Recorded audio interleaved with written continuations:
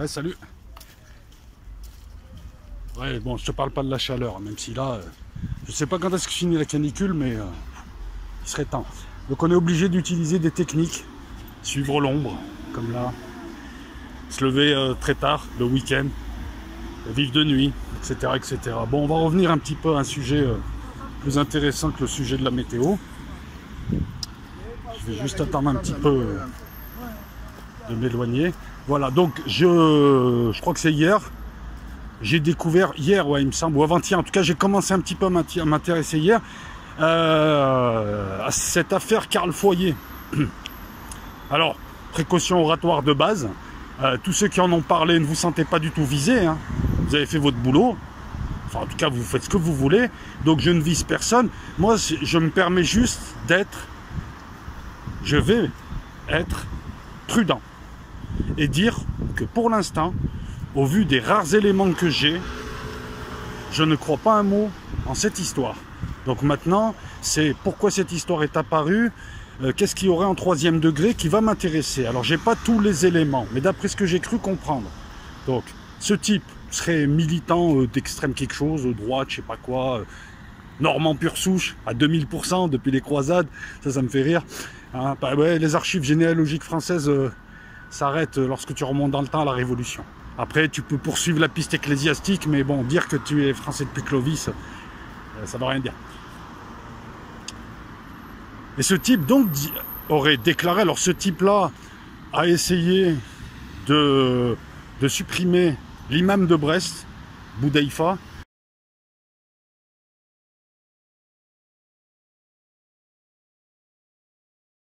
Alors l'imam de Brest, hein, je vous fais un petit medley.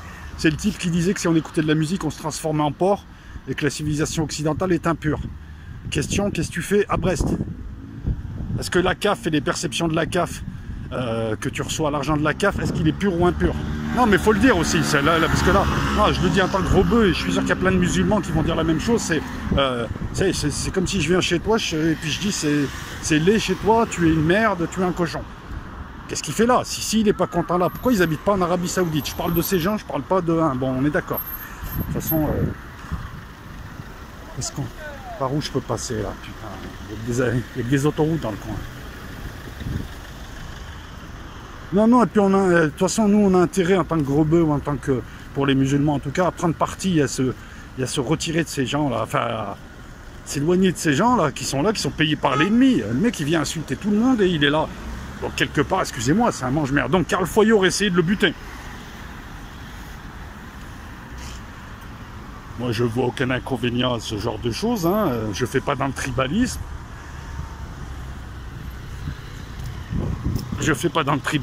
Et puis bon, voilà, parce que l'imam Boudaïfa, c'est pas un imam, il représente pas l'islam, c'est le fils du diable. Il est là, il fait des prêches du Moyen-Âge. La question, elle est aussi par rapport aux autorités françaises, parce que le coup, il est là aussi. C'est de laisser, pardon, c'est de laisser cet imam raciste balancer ses saloperies, mais le laisser en place, en faisant croire qu'on peut rien faire. Comme ça, d'un côté, tu as des gens qui se sentent visés, des occidentaux qui ont la haine et qui commencent après à faire des amalgames et à tout mélanger, parce que plus on est en colère, plus on a envie d'amalgamer, et tout le monde ne peut pas raison garder. Et puis, de l'autre côté, il va raconter des trucs de merde à des enfants ou à des gens qui ne sont pas encore formés pour. Ou même à des convertis européens. L'autre, il s'appelle Jean-Jacques, qui croit que l'islam, c'est d'aller égorger des gens et violer des nanas. C'est pas ça l'islam. C'est l'islam. L'islam, c'est mes parents. Voilà, donc si tu te convertis parce que tu es un frustré dans ta société et qu'on te dit, voilà, je m'appelle Jean-Louis, je suis rouquin, ah putain ouais, je vais avoir 4 femmes, une villa et je vais égorger des mécréants alors que je suis un gros loser dans ma vie. Voilà, c'est pas ça. Donc pourquoi est-ce qu'on laisse l'imam de Brest en fonction et on le laisse parler? Alors on va me dire, ouais, mais c'est parce qu'il rapporte des informations. Des informations de quoi? Non, dis-moi, qu'est-ce qu'il peut rapporter comme information? Non, parce que tout le monde sait que ce type bosse avec les services. C'est très simple. Il y a une règle, qu'elle soit réelle ou pas. Hein. Toute personne qui dit des saloperies sur l'Occident et qui reste en Occident et qui continue à bénéficier de titre de séjour est un type qui travaille avec des services occidentaux. D'un côté, il monte des jeunes, de l'autre côté, il crée le clivage, mais il donne rien, puisque les gens, tout le monde sait que ce gars-là est susceptible il y a de fortes chances de... Donc, personne ne va lui donner le communiqué d'info et donc lui, il ne peut pas en communiquer. Donc, le coup de on le laisse là parce qu'il travaille avec nous, non, à part repérer comme un vulgaire conseiller d'orientation, j'ai rien contre. Hein. Les jeunes en difficulté, il sert à rien. Donc, je comprends pas pourquoi ce mec à Brest, et là, adressez-vous aux autorités, pourquoi est-ce qu'on le laisse faire? Donc, tu as un type qui a le foyer, normand depuis Clovis, même avant. Il s'est dit, tiens, je vais faire un peu de ménage. Lui est tombé dans le panneau. Il aurait écrit une lettre à Malek le chanteur, le rappeur. Salut à toi. Donc c'est pareil, hein, c'est moi, les youtubeurs qui ont relayé cette information-là, c'est très bien, puisque ça nous permet de réfléchir, et de réfléchir intelligemment sur quelque chose qui me paraît quand même assez touffu.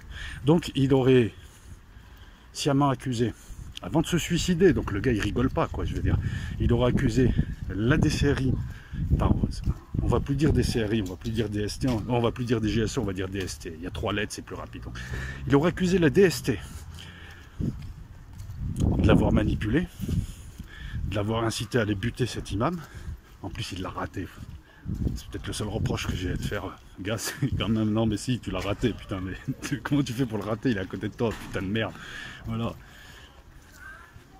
Et il paraît que ça serait Patrice Calva. Non, c'est Patrick, ouais, c'est Patrick Calva. Le niçois. Je connais Patrick Calva de nom parce que c'est un ancien chef de la DCRI DST. Mais moi, ce que j'arrive pas à comprendre, c'est pour ça que je n'en crois pas un mot, c'est que Calva, ça fait pas mal de temps qu'il est plus chef à la DST. Vous pouvez vérifier. Hein. C'est l'avant-dernier, il me semble. Depuis, il y a un autre type qui est arrivé, peut-être même 2, je crois. En tout cas, je sais que le dernier est un niçois. Apparemment, ils aiment bien recruter à Nice. Je sais pas pourquoi. Calva était de Nice aussi. Donc, en gros, on aurait une histoire. Un imam bizarroïde. Conservé dans le formol par des services bizarroïdes. Pour des raisons bizarroïdes. Qui aurait été l'objet d'un assassinat. Bizarroïde.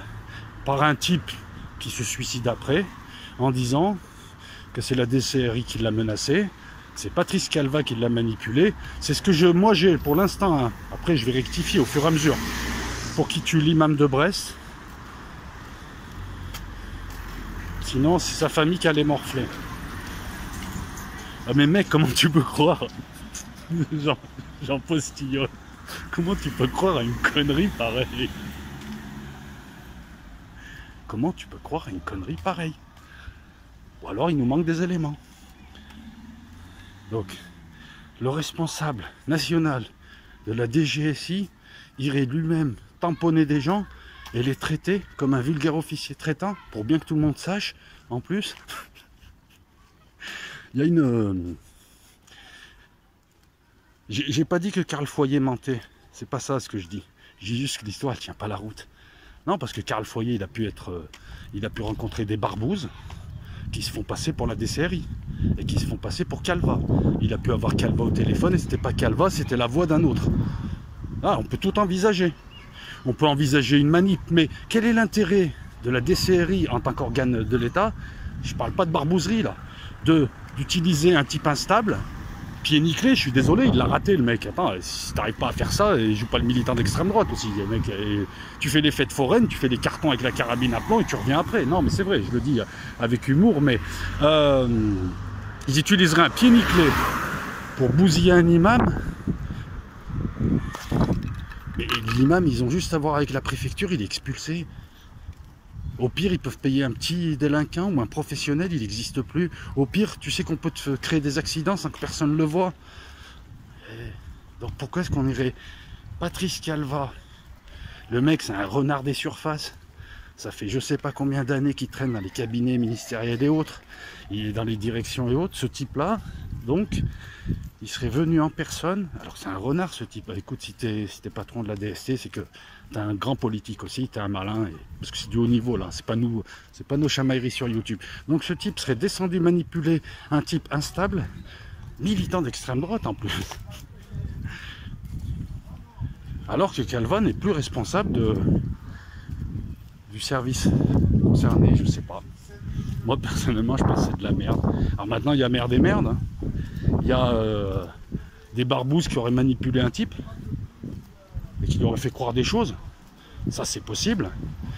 Karl Foyer lui-même qui est parti en fly, et qui écrit des lettres et qui est schizophrène, ça c'est possible. Autre chose, toujours prévoir autre chose, ça c'est possible. Mais qu'un responsable national de la DGSE descende en personne, manipule un type, en tout cas en son nom, on manipule un type en le menaçant sa famille pour aller buter une espèce de sous-merde qui représente rien, je veux dire, c'est même pas une cible. Il sert à rien ce type, si ce n'est à dire des conneries. Et à dire que les gens qui écoutent de la musique sont transformés en porc. Mais comment tu peux laisser, tu vois? Voilà. Quant à ceux qui veulent s'en prendre aux musulmans, demandez-vous pourquoi l'État français laisse ce genre d'imam rester. Parce qu'il n'a aucune valeur, ce type. Il va... Si, tu sais ce type sert. Boudéifa, c'est une balance de la police municipale ou de la police du coin pour repérer des jeunes à 2 balles, tu sais. Mais c'est tout. Il n'a aucune valeur, ce type, en matière de renseignement. Vu que de toute manière, les renseignements qu'il pourrait donner proviendraient d'endroits où on ne lui en donnera pas. Puisqu'on sait que... Donc là, on va la creuser un petit peu, cette piste. On va voir un petit peu, parce qu'il suffit d'un élément, tu sais, c'est comme une équation, hein, il suffit d'un signe pour inverser l'équation. Il suffit que tu mettes moins devant l'équation ou plus, et l'équation prend un autre sens. Là, c'est pareil, il y a peut-être un élément qui m'a échappé. Après tout, Squarcini a bien rencontré la plupart des jeunes qui auraient participé aux attentats qui ont meurtri la France ces dernières années. Squarcini aurait bien rencontré Mera. La DGSI, et ça j'y crois par contre, a bien utilisé Mera, enfin certains. Pourquoi est-ce que... Attendez, je glisse, mais on reste dans la même institution. Pourquoi, à votre avis, j'y crois pas pour Calva et pour Squarcini, c'est avéré, hein, c'est avéré, Squarcini, c'est reconnu, c'est avéré. Pourquoi? Parce que Squarcini ne travaillait pas au nom de la DST à l'époque. Il travaillait au nom d'une coterie, d'une barbouzerie, de gens qui étaient liés à l'Arabie Saoudite, qui étaient liés au service américain, qui étaient liés au service israélien, qui agissaient contre la France en essayant de créer un climat de guerre civile. Ce type a manipulé un jeune, ou même plusieurs. Ensuite, est-ce que ce sont ces jeunes qui auraient fait des attentats? Écoute, excuse-moi, ce qui s'est passé à Montauban pour Mera ou ce qui s'est passé pour les Kouachi, il est clair qu'on leur a substitué un professionnel, des professionnels qui ont fait le boulot, et à la fin on les a retrouvés morts là ou là. C'est pareil, les cartes d'identité qu'on retrouve. Là-dessus, moi je le dis honnêtement, je ne fais pas confiance en la DGSI, parce que à l'intérieur de la DGSI, tu as tout un tas de gens qui sont pourris jusqu'à la moelle et qui sont anti-français, je le dis aussi. Donc Squarcini, là, avait besoin, lui, il a raccourci la chaîne, on va dire, de commandement, pour garder une certaine confidentialité. Il ne pouvait pas utiliser les procédures classiques. Mais là c'est quasiment un type qui n'est plus responsable de la DCRI, qui serait intervenu pour manipuler un type hyper instable, pour aller tuer un imam qui ne sert à rien, qui n'a aucune valeur. Vous comprenez un petit peu l'explication ou pas? Voilà, c'est pas seulement j'y crois pas. Alors, c'est une position provisoire. Je le répète encore une fois, tous les gens qui prennent position et dont les chiens relaient cette information, ben merci de nous donner l'info, parce que de toute façon on l'aurait pas eu. Hein, ce n'est pas, je ne dis pas si ça, moi je donne juste mon avis. Si vous venez venez voir les locaux pour voir ce qu'il en pense lui. Hein. Mais c'est pas parole d'évangile. Hein. J'ai pas encore les éléments. Voilà, je me répète, mais j'ai pas encore les éléments et ça me dérange. J'ai même envie de dire pourquoi cette information elle sort. Tu vois, on est à un 4e degré. Quel est l'intérêt? Si on part sur l'axiome qu'il n'y a pas de hasard dans certains domaines, quel est l'intérêt de voir cette information émerger là? Moi, je ne peux pas croire qu'un ancien directeur de la DST intervienne en personne sur le terrain pour manipuler un type fragile psychologiquement, pour en buter un autre qui raconte des conneries, qui est déjà à la solde de la DGSI. Quel est l'intérêt? Ne me dis pas c'est pour déclencher une guerre. Je veux dire, ce genre de personnes-là, il n'y a personne qui les suit, quoi. Je veux dire, c'est comme à Marseille, quoi. Ils ont essayé d'envoyer des imams salafistes. Les mecs, c'est limite s'ils leur jettent pas des cailloux. Parce qu'on est rétif, contrairement à ce que je dis Jean Robin ici, le salafisme, tout ça, ça marche pas ici. Ici, c'est le marseillisme. Non, je te promets, ça marche pas ici. Par rapport à des villes comme Toulouse ou Grenoble, ici, il y a moins de nanas voilées. Respect, hein, c'est pas le problème, mais il y en a moins. Et les gens ici sont dans un islam plus traditionnel, plus culturel. Tu vois, l'islam de mes parents, les gens, ils sont... Voilà. Donc même ça marcherait pas. Donc vous voyez, c'est une histoire intéressante dans la mesure où elle nous amène à réfléchir, plutôt qu'à nous engueuler. Tous vos avis, les avis intéressants, les avis argumentés m'intéressent, parce que là, je comprends pas. Ou alors c'est peut-être pour occuper l'été, non, je sais pas. Voilà, donc en plus la DGSI, elle a d'autres mesures de rétorsion que de menacer une famille physiquement. Voilà. Vous connaissez, tiens, je vais finir avec un bon mot. À une époque, le SDES, ce qui est devenu maintenant la DGSE, USA Zone Europe. Ah bah oui, il faut savoir que la DGSE, elle est pro-américaine et avant c'était pro-occident chrétien, maintenant c'est pro-Rihanna. Mais bref, il faut savoir que à l'époque, le SDES et la DGSE, elles ont toujours été en guerre et dès que quelqu'un faisait comment dire ça, tu as un agent de renseignement. À un moment donné, tu dois donner un service, tu donnes le service adverse. Donc les gars, voilà. Donc si tu bosses pour le SDES à l'époque, normalement, tu n'es pas censé même donner le nom d'un service, tu es censé ne pas être vu. Mais bref, tu peux toujours te présenter comme un RG. Ça marche, ça. Et pareil pour les RG, quoi. Voilà, donc pour ce qui est de cette affaire, ouais, c'est pas clair. C'est pas clair, voilà. Ouais, petit additif, alors, parce que là, je suis rentré chez moi, je suis allé sur le compte Amalek officiel 2, donc, comme je vous le dis, les youtubeurs comme Amalek retranscrivent l'information, et il a eu raison, en plus de préciser que c'est de l'info brute. À vous voilà, de voir un petit peu. Pour moi, en tout cas, c'est bon, déjà, ça tient pas la route, hein. Patrick Calva... À chaque fois, je confonds. En plus, je connais de nom. N'est plus chef de la DGSI. C'est pas les méthodes de la DGSI. C'est même pas les méthodes des services français. Quand je dis service, c'est services de renseignement, c'est-à-dire DGSE et autres. Il lui aurait implanté une puce dans le bras. Et alors, attends. Une camionnette noire devant chez lui. Mais quand tu fais de la filoche, tu utilises des trucs d'artisan. Enfin, à l'époque, quand tu utilisais des sous-marins, c'était sûrement tout sauf en noir, c'était en blanc. Putain, c'est les couleurs. Enfin, il n'y a rien qui tient la route. C'est pas les méthodes de la police, c'est pas les méthodes de... 3 hommes cagoulés qui l'attendent et qui descendent au moment où il arrive pour se garer, pour le rentrer dans la camionnette devant chez lui. Non, mais... super discret, quoi. Mais non, mais si les types de la DGSI veulent tamponner quelqu'un, ils savent où aller le récupérer discrètement, lui parler, ils lui mettent pas de coups de poing. J'ai jamais vu une équipe de la DGI avoir directement Patrick Calva ou leur responsable directement, quand bien même ils utiliseraient des pseudos. Enfin, je veux dire, il n'y a rien qui tient dans le courrier. Alors, les questions sont simples. Est-ce que ce type est déséquilibré? Est-ce qu'il est mythomane? Est-ce qu'il est manipulé réellement? Il a peur? Moi, je ne sais pas. Je ne veux pas m'en prendre à ce type. Il est mort, paix à son âme. Je ne veux pas non plus. Voilà, mais je pose des questions parce que ce qu'il dit ne tient pas la route. Il le met dans une camionnette, il lui implante une puce. Oui, je sais, c'est possible techniquement, mais enfin... Mais la DGSI, si elle veut mettre une puce, elle te dit pas qu'elle t'a mis une puce.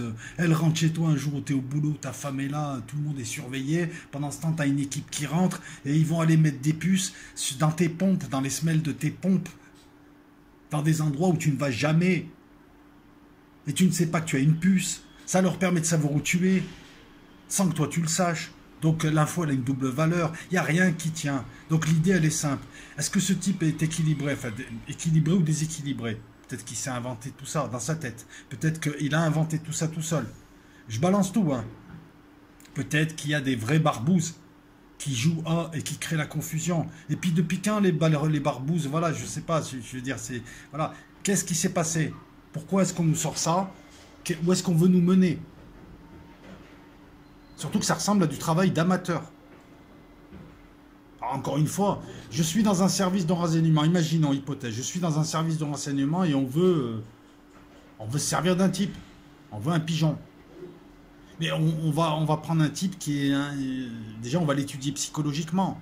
Pendant des mois, on va travailler le truc. Et puis après, on va le travailler. Et puis, tu vois, c'est ce qu'ils ont fait à Mera, en lui faisant croire que c'était un agent spécial de la France. Ce qu'ils ont fait à plein de gens. Certaines personnes dans certains services. Mais il y a une étude psychologique. Bon, là, on a affaire à quelqu'un d'assez fragile, je pense. Sans faire injure à ce type. Moi, j'ai rien contre Karl Foyer. Je ne veux surtout pas dire du mal de lui. Je pose des questions, c'est tout. Mais ce que je veux vous dire par là, c'est que cette affaire, elle tient pas la route. Donc pourquoi cette affaire?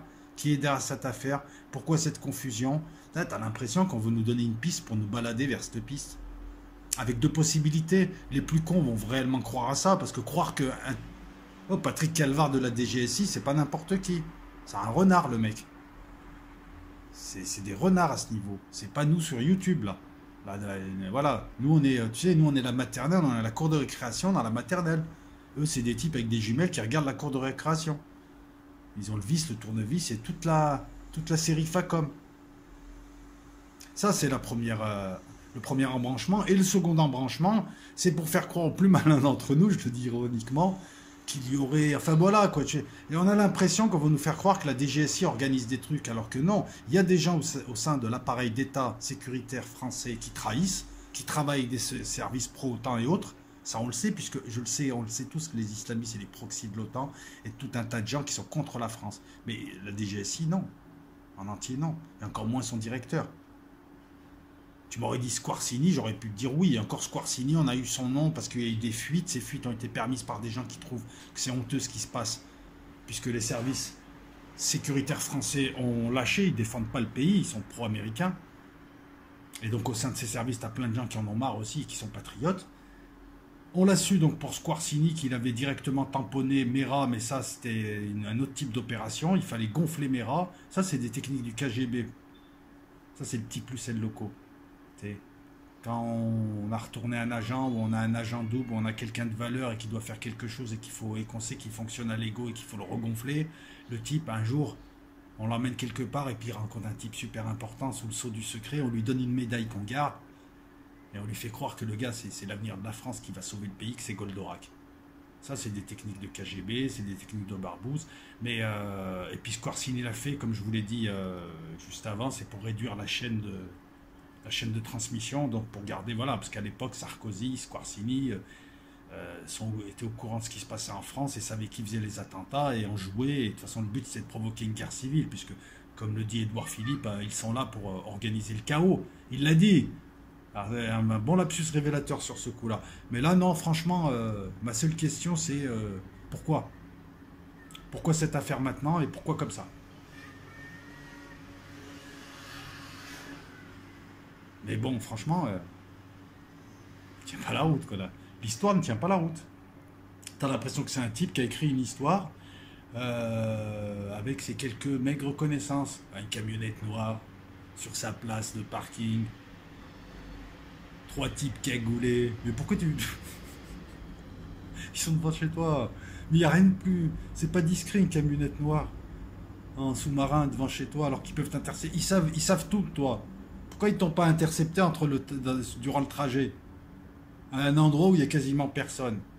Deuxièmement, je vais t'expliquer un truc. Le jour où la DGSI elle voudra venir, elle attendra en bas du travail ou sur le chemin. Tu as un type qui va arriver comme ça, un type qui va être là, peut-être un type par là-bas qui supervise, hein, qui fait le grand cercle, je ne sais pas comment on pourrait dire ça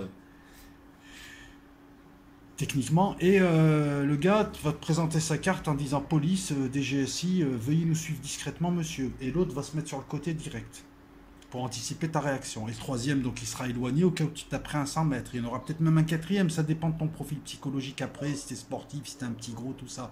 Ça, c'est oui, ça c'est plus une technique. Et les gens, ils t'emmèneront, soit ils t'emmèneront quelque part distrait pour discuter, soit ils t'emmèneront, parce qu'ils sont très procéduriers, dans des locaux de police. Et puis s'ils veulent vraiment te parler bien, ben, ils t'emmèneront, je crois que c'est à Levallois-Perret, leur siège. En avion, un petit avion, là, du Glab, non, je rigole, il n'y a plus de Glab. Mais pas ça. Ça, on dirait une barbouzerie d'amateur en plus. J'ai l'impression que c'est une barbouzerie d'amateur. C'est des services occultes, ou des amateurs, ou des types qui travaillent en intermédiaire. Et ça, c'est pas très professionnel comme méthode.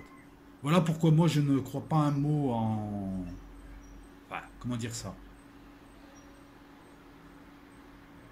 Je ne crois pas en ce qui est écrit dans cette lettre.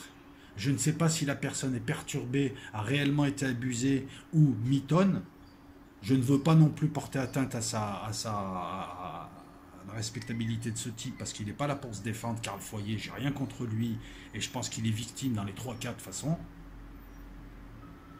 Je remercie Amalek et tous ceux qui ont pu, voilà, qui nous permettent aussi d'avoir ce genre de faits divers et qui se permettent de montrer la lettre et de nous expliquer, parce qu'il va nous donner de la matière pour réfléchir. Je suis content aussi de voir que personne ne fonce comme ça, et soyez très prudents. Voilà. Donc pour l'instant, zéro certitude, mais beaucoup de soupçons pour dénoncer quelque chose qui est tout sauf ce qui a été énoncé, quoi. Excusez mon français là approximatif, hein. Mais voilà, donc c'était le petit additif en plus. La bise à tout le monde.